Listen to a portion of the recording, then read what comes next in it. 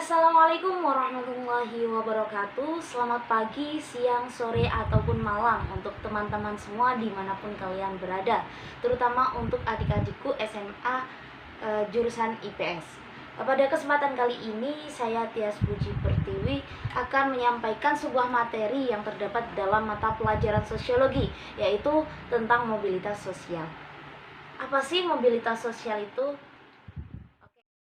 Oke, sebelum melangkah lebih jauh lagi, perlu untuk kita ketahui bahwasannya mobilitas sosial yang akan kita bahas pada pertemuan kali ini ada 4 poin. Yang pertama tentang pengertian, kedua tentang faktor, tentang jenis, dan tentang dampak yang akan timbul dari adanya mobilitas sosial tadi. Oke, langsung ke yang pertama, yaitu tentang pengertian mobilitas sosial. Nah, dalam pengertian mobilitas sosial sendiri itu dibagi menjadi dua jenis. Yang pertama, pengertian secara etimologi, dan yang kedua adalah pengertian secara terminologi. Apa sih pengertian secara etimologi tentang mobilitas sosial itu? Oke, menuju ke bahasan pertama, yakni tentang pengertian mobilitas sosial menurut etimologi atau secara bahasa. Nah, dalam pengertian etimologi sendiri, mobilitas sosial itu terdiri dari dua kata. Yang pertama adalah mobilis dan yang kedua adalah sosial. Nah, apa sih yang disebut dengan mobilis tadi? Nah, mobilis sendiri merupakan suatu kata yang memiliki makna mudah dipindahkan atau berpindah dari suatu tempat ke tempat yang lain. Sedangkan sosial memiliki makna seseorang atau beberapa orang yang terdapat dalam suatu kelompok sosial. Kemudian pengertian dari mobilitas sosial secara terminologi atau secara istilah yaitu mobilitas sosial merupakan perpindahan individu atau suatu kelompok dari suatu kelas sosial ke kelas sosial yang lainnya. Memasuki poin yang kedua, yakni faktor-faktor dari mobilitas sosial. Nah, di sini faktor yang disebut faktor-faktor yang ada dalam mobilitas sosial itu ada dua macam. Yang pertama adalah faktor pendorong atau faktor yang bisa mempercepat terjadinya mobilitas sosial, dan faktor penghambat atau faktor yang menjadikan mobilitas sosial itu berjalan lebih lambat. Nah, adanya faktor pendorong ini dibagi menjadi 6 bentuk. Yang pertama ada faktor struktural, ada faktor individu, faktor sosial, faktor ekonomi, faktor politik, dan yang terakhir adalah kemudahan akses pendidikan. Kemudian untuk faktor penghambat sendiri ini ada dua jenis. Yang pertama yaitu kemiskinan, dan yang kedua adalah faktor diskriminasi. Nah, mengapa sih faktor struktural, individu, politik, ekonomi, dan lain sebagainya masuk ke dalam faktor pendorong dari mobilitas sosial? Nah, jawabannya yang pertama tentang faktor struktural. Karena struktur masyarakat di Indonesia ini sangat terbuka. Seperti halnya sistem demokrasi, di mana sistem demokrasi yang diterapkan di Indonesia ini tidak diwajibkan harus dari suatu keturunan tertentu atau dari kasta-kasta tertentu, sehingga dikatakan terbuka dan semua lapisan masyarakat ini bisa mencapai status sosialnya melalui demokrasi. Kemudian yang kedua itu individu, di mana individu sikap dan perilaku masing-masing individu itu menentukan keberhasilan suatu mobilitas sosial ke atas. Karena gini, semisal kita benar-benar berusaha terus tekun bekerja atau belajar, pasti kita akan suatu saat nanti akan ada hasil yang kita capai, atau seperti halnya kesuksesan, terus seperti belajar yang mengantarkan kita menjadi juara dan lain sebagainya. Jadi faktor struktural dan individu itu masuk ke dalam faktor pendorong dari mobilitas sosial. Kemudian kenapa faktor sosial juga termasuk dari faktor pendorong mobilitas sosial? Karena status sosial berdasarkan keturunan yang dimiliki seseorang itu juga dapat mendorong terjadinya mobilitas sosial dalam masyarakat. Kemudian yang keempat itu faktor ekonomi. Masyarakat yang dia itu memiliki ekonomi lebih baik atau di atas rata-rata lah intinya, dia itu akan lebih mudah untuk mencapai mobilitas sosial. Karena kondisinya yang lebih baik tadi akan mendorong dia untuk mendapatkan pendidikan yang lebih baik, pekerjaan yang lebih baik, dan lain sebagainya. Kemudian ada faktor politik. Nah, untuk faktor politik sendiri ini kenapa kok masuk dalam faktor pendorong mobilitas sosial? Karena negara yang damai itu cenderung akan mempermudahkan masyarakatnya melakukan mobilitas sosial. Nah, beda dengan negara-negara yang berperang, maka pemerintahannya itu akan lebih fokus ke mengarah pada bagaimana cara dia itu mendamaikan negaranya, bukan merubah mobilitas sosial yang ada dalam negaranya tersebut. Kemudian yang terakhir adalah kemudahan akses pendidikan. Nah, kenapa sih kemudahan akses pendidikan ini masuk ke dalam faktor pendorong dari mobilitas sosial? Jawabannya karena pendidikan yang berkualitas itu akan juga mempermudah seseorang melakukan mobilitas sosial. Nah, seseorang yang bermobilitas sosialnya mudah karena pendidikan ini, karena dia itu memiliki banyak ilmu sebagai bekalnya gitu. Jadi kemudahan akses pendidikan ini juga sangat berfungsi untuk mendorong terjadinya mobilitas sosial, yaitu dengan berbekal ilmu yang dimiliki melalui pendidikan tadi. Kemudian faktor-faktor selanjutnya yaitu ada faktor penghambat, di mana faktor penghambat dari mobilitas sosial sendiri itu ada dua. Yang pertama adalah kemiskinan dan yang kedua adalah diskriminasi. Kenapa sih kemiskinan masuk ke dalam faktor penghambat dari mobilitas sosial?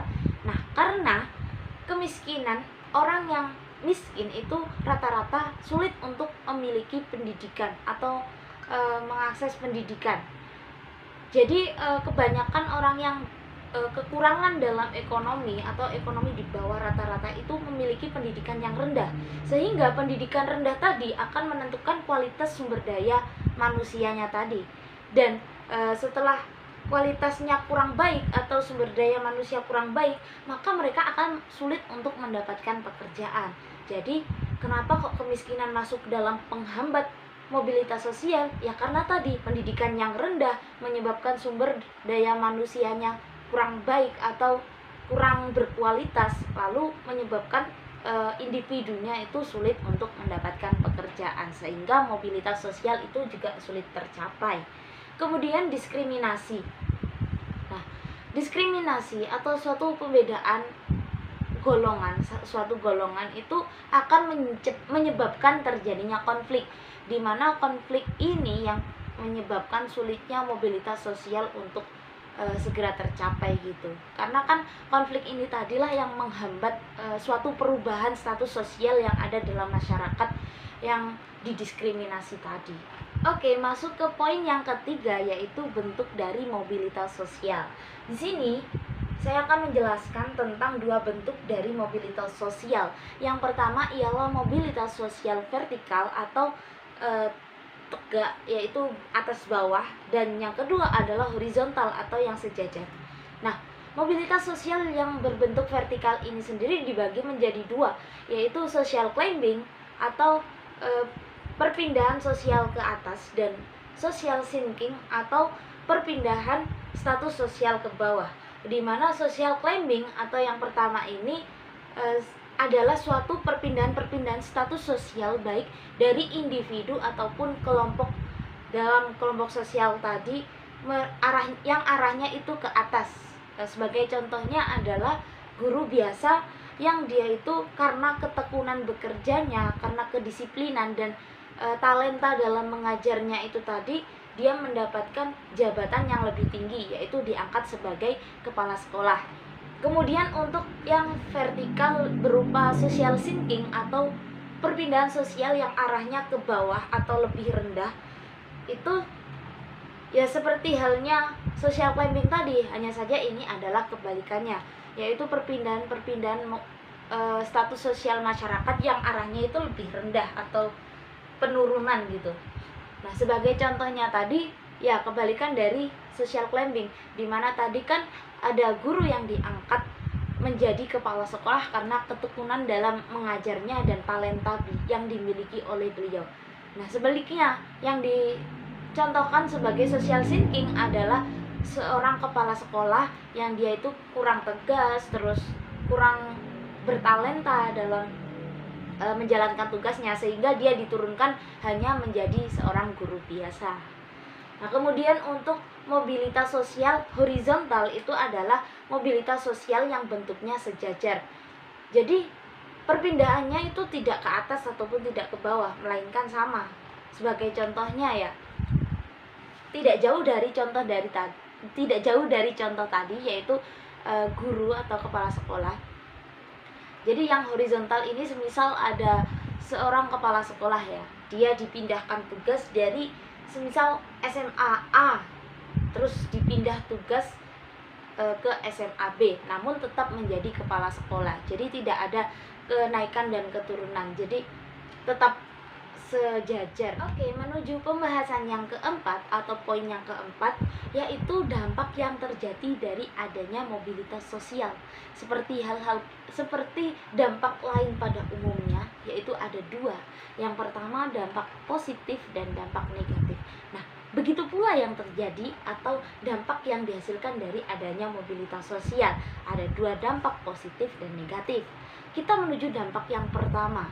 Nah, di sini untuk dampak positifnya dari mobilitas sosial itu ada 3 poin yang saya jelaskan. Yang pertama yaitu mempercepat tingkat perubahan sosial. Nah, dari adanya mobilitas sosial tadi itu perubahan sosial akan semakin cepat terjadi gitu. Kemudian yang kedua itu mendorong seseorang untuk lebih maju. Nah, dari mobilitas sosial ini menjadikan orang itu lebih mudah gitu untuk mencari status sosialnya atau lebih baik dari sebelumnya. Kemudian yang ketiga ialah meningkatkan integrasi sosial. Nah, dari adanya mobilitas sosial ini justru akan mengarah pada ranah persatuan, bukan perpecahan. Jadi integrasi sosial itu akan semakin mudah terjadi dari adanya mobilitas sosial. Kemudian untuk dampak negatifnya dari mobilitas sosial, yang pertama itu akan menimbulkan persaingan yang memicu konflik, dimana suatu status sosial ini kan bakalan terjadi ya, mudah terjadi untuk setiap individu ataupun kelompoknya di negara kita. Jadi karena persaingan, mudahnya perpindahan status sosial ini menyebabkan antar individu satu dan individu yang lainnya ini saling bersaing gitu untuk mendapatkan status sosial yang lebih baik. Kemudian yang kedua itu dampak negatif dari mobilitas sosial itu ada gangguan psikologis, dimana seseorang itu bisa menjadi stres. Semisal ya, seseorang tuh melamar pekerjaan di suatu perusahaan, nah dia itu tidak keterima, maka dia bisa saja mengalami stres karena kenyataan yang dia miliki itu enggak sesuai dengan ekspektasi awal yang dia pikirkan, seperti itu. Sebenarnya membahas tentang mobilitas sosial ini cukup mudah untuk dipahami teman-teman, dimana setiap kali kita mendengar kata mobilitas cukup kita mengingat mobil, dimana mobil itu kan pasti bergerak ya dari suatu tempat ke tempat yang lain, kecuali mobil itu emang nggak dipakai gitu. Tapi kebanyakan seperti taksi, terus bus kota dan lain sebagainya itu kan bergerak atau mengantarkan penumpang dari suatu tempat ke tempat yang lain. Jadi kesimpulannya, mobilitas sosial itu juga diibaratkan seperti mobil, sebagai mobil, di mana mobilitas sosial itu suatu pergerakan atau perpindahan dari satu tempat ke tempat yang lain. Jadi semisal ada kata mobilitas, cukup kita mengingat mobil. Tapi ini hanya perumpamaan ya, bukan kok mobilitas itu mobil, tidak. Tapi cukup mengingat kata mobil, di mana mobil akan berpindah dari satu tempat ke tempat yang lain. Nah, mobilitas sosial itu juga perpindahan dari suatu status sosial ke status sosial yang lainnya oleh masyarakat, seperti itu teman-teman. Oke, mungkin itu saja yang dapat saya sampaikan. Kurang lebihnya saya mohon maaf. Saya akhiri. Wassalamualaikum warahmatullahi wabarakatuh.